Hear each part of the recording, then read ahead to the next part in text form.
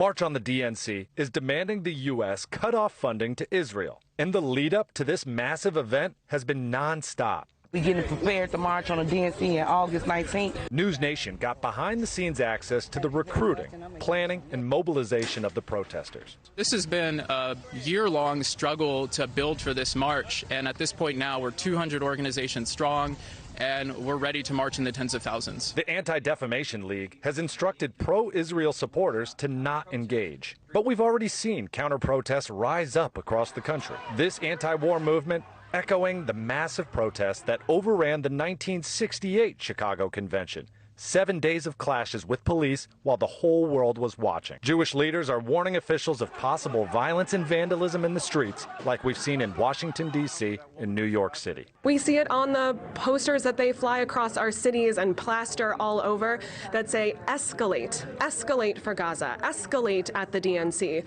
What else could that mean? It certainly doesn't mean escalating peace. Are you condemning that type of protesting that's happening? I condemn our government's full-scale support of genocide, and I condemn the ADL and JUF's support of genocide.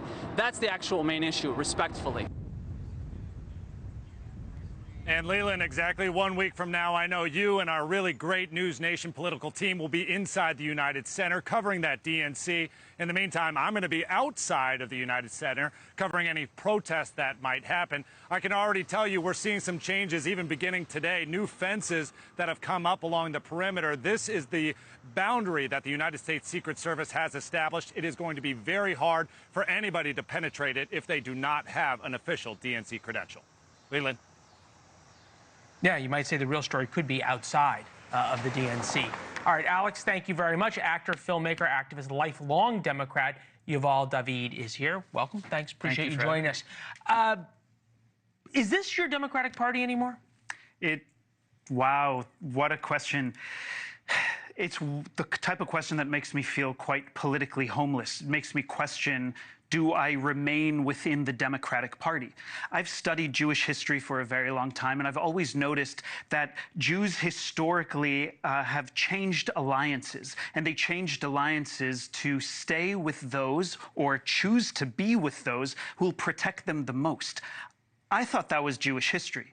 But I'm finding myself thinking those same exact things right now. When people like Ilhan Omar, Alexandria Ocasio-Cortez, Rashida Tlaib are able to spew not just misinformation, but purposeful disinformation, it makes me feel very uncomfortable in the Democratic Party that I've been part of my whole life. Perhaps what they say isn't as troubling is that leadership in the Democratic Party is going along with it. There's a second point here, though. The United States has given billions upon billions of dollars of weapons to Israel. There's currently thousands, if not tens of thousands, of American sailors, airmen, Marines in harm's way to protect Israel right now from an Iranian attack. Aside from the fact that you've got some people chanting pro-Hamas slogans, and we've been pretty clear about what those words mean, what else could Israel possibly want from this Democratic Party? Firstly, there are 8 Americans who are still held hostage by Hamas.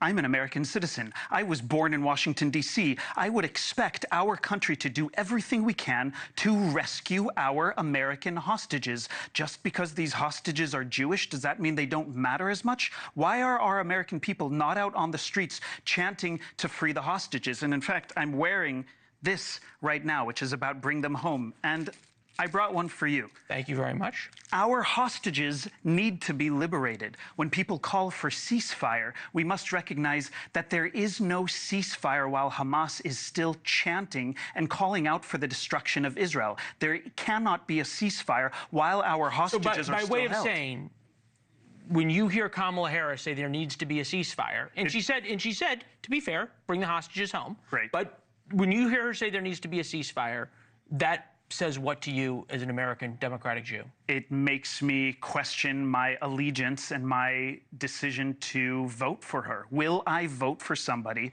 who isn't systematically calling out? Okay, hold on. So she said very clearly, and it's a binary choice, if you want Donald Trump to be in power, keep saying that. Would you vote for Donald Trump? That's a very good question. You know, I've seen Donald Trump as being an unhinged, unstable person, yet I'm mind-boggled to think, wow, I think I feel safer within the Republican Party. I feel safer to possibly even vote for Donald Trump, which negates so much of everything else. So much of everything you believe in. All right. Thanks for watching. Go to joinnn.com to find NewsNation on your television provider. And don't forget to click the red subscribe button below to get more of NewsNation's fact-driven, unbiased coverage.